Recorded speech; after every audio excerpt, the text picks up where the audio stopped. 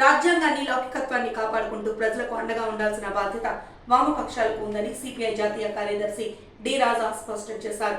CPI జాతీయ కార్యవర్గ సమావేశాలు ముగింపు సందర్భంగా చేసిన నిర్ణయాలను తెలియజేసేందుకు విశాఖ అల్లీపురంలోని సిపిఐ కార్యాలయంలో మీడియా సమావేశం ఏర్పాటు చేశారు. ఈ సందర్భంగా ఆయన మాట్లాడుతూ సమావేశంలో ప్రస్తుతం ఎదుర్కొంటున్న సమస్యలపై చర్చించడం జరిగిందన్నారు.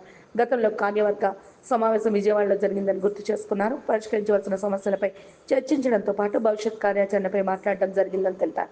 స్టీల్ ప్లాంట్ ప్రైవేటీకరణ ఆపాలని కేంద్ర ప్రభుత్వం ప్రకటన చేసి సొంత గనులు కేటాయించాలని తీర్మానం చేయడం జరిగిందన్నారు.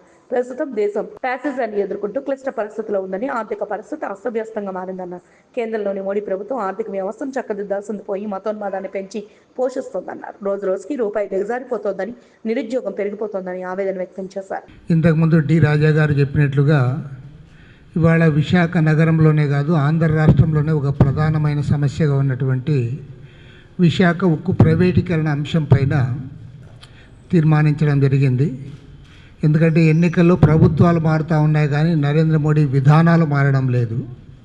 ఏది ఏమైనా దీన్ని ప్రైవేటైజేషన్ చేయాలనే దాంతో వారు ముందుకు సాగుతూ ఉన్నారు తప్ప అది ఇంతవరకు కూడా ప్రైవేటీకరణ ఉండదు అని స్పష్టమైన ప్రకటన ప్రైమ్ మినిస్టర్ గారి నుంచి రావడం లే.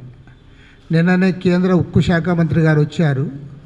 వారు సహాయం చేస్తామంటున్నారు తప్ప దీనికి శాశ్వతమైన పరిష్కారాన్ని చూపడంలో కేంద్ర ప్రభుత్వం విఫలమవుతూ ఉంది. వాటికి క్యాప్టివ్ మైన్స్ కేటాయించడం కానీ లేదా సెయిల్లో విలీనం చేయడానికి కానీ ఒక స్పష్టమైన ప్రకటన కేంద్ర ప్రభుత్వం ఇంతవరకు రాలేదు. అది రావాలని, ఎట్టి పరిస్థితుల్లో దీన్ని ప్రైవేటైజేషన్ చేయకూడదని చెప్పి మా పార్టీ జాతీయ కార్యవర్గ సమావేశంలో తీర్మానించడం జరిగింది. నెంబర్ 2 ఏమంటే ఇవాళ దేశవ్యాప్తంగా లౌకికవాదం, ప్రజాతంత్రవాదం అంతా కూడా ప్రమాదంలో పడింది.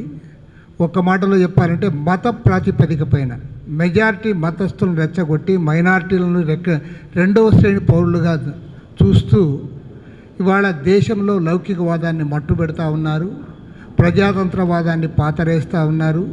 ఈ తరుణంలో దేశవ్యాప్తంగా పెద్ద ఎత్తున 3 వారాల పాటు రాజకీయ ప్రచారాన్ని నిర్వహించాలని చెప్పి జాతీయ కార్యవర్గంలో నిర్ణయించడం జరిగింది. అంబేద్కర్ జయంతి ఏప్రిల్ 14, దానికి ముందుగా మార్చి 23వ తేదీ భగత్ సింగ్ గారి వర్ధంతి. భగత్ సింగ్ వర్ధంతి మార్చి 23న ప్రారంభించి ఏప్రిల్ 14 వరకు దేశవ్యాప్తంగా అన్ని రాష్ట్రాల్లో మా పార్టీ నాయకులు, కార్యకర్తలు సంపూర్ణ స్థాయిలో ఈ రాజకీయ ప్రచారాన్ని ముందు తీసుకోవాలనుకుంటా ఉన్నాం. ముఖ్యంగా ఈ రాజ్యాంగాన్ని రక్షించడానికి, ప్రజాస్వామ్యాన్ని నిలబెట్టడానికి, లౌకికవాదాన్ని నెలకొల్పడానికి, దాన్ని కొనసాగించడానికి ఈ ప్రచారంలో ప్రధాన ప్రజ్వాలనుకున్నాం. అందులో ఇతర ఎవరైతే లౌకిక ప్రజాతంత్రవాదులు ఉన్నారో, దళిత సంఘాలు ఉన్నాయో, అంబేద్కర్ పైన గౌరవం ఉన్నవారు ఉన్నారో అందరిని కూడా ఆహ్వానించి పెద్ద ఎత్తున ఈ ప్రచార కార్యక్రమాన్ని మేము ముందుకు తీసుకుపోవాలని మా పార్టీ కార్యవర్గం నిర్ణయించింది.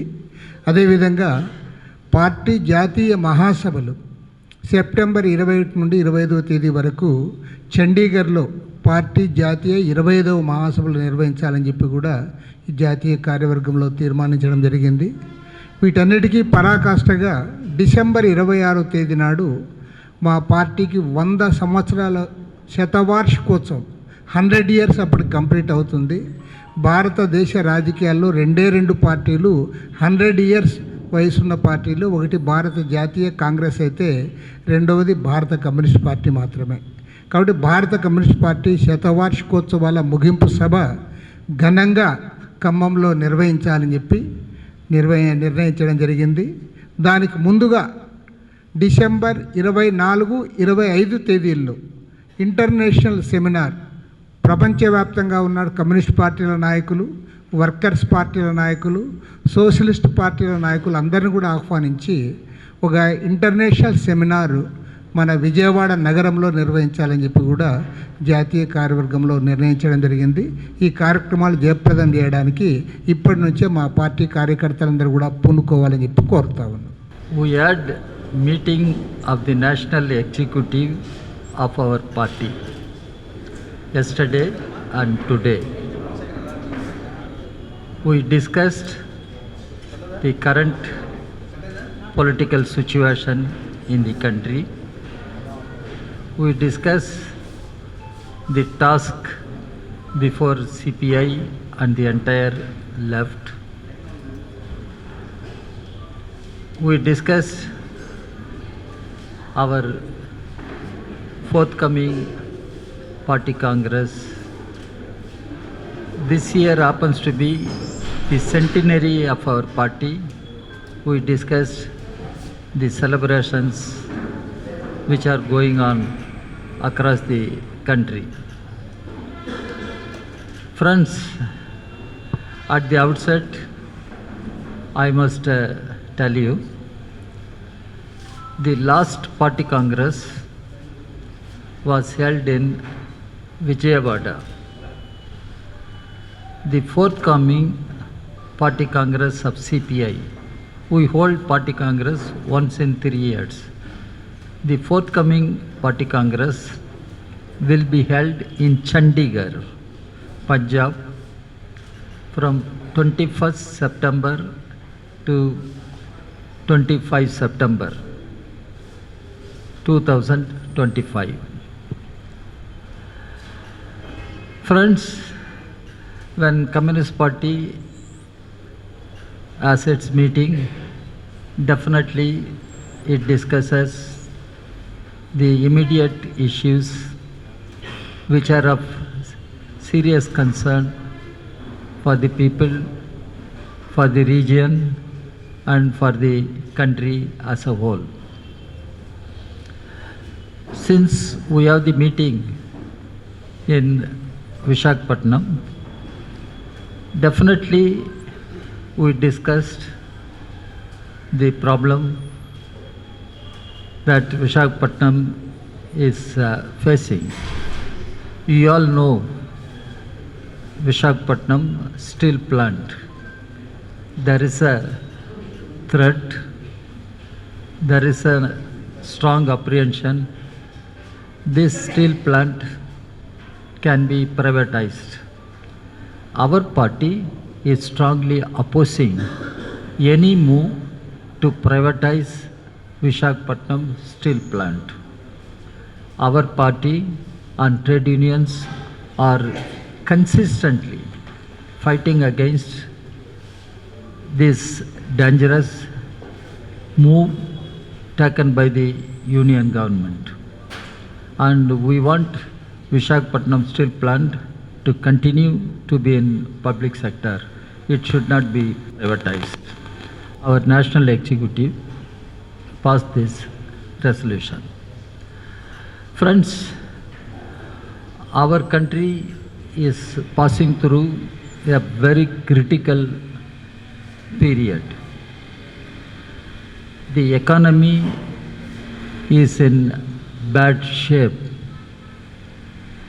Today, the President addressed the joint session of the Parliament.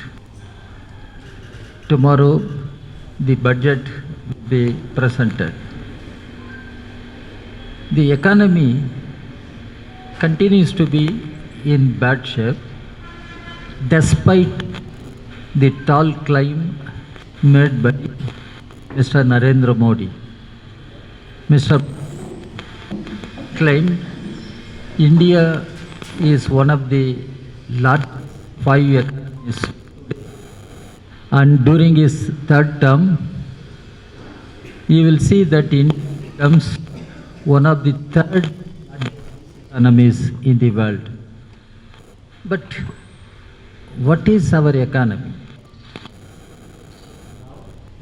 India as a nation is having almost 700 billion foreign debt.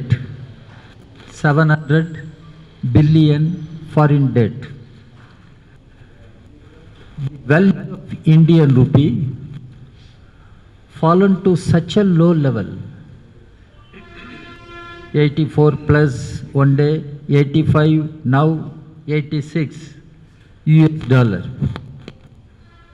And if value of Indian rupee falls down means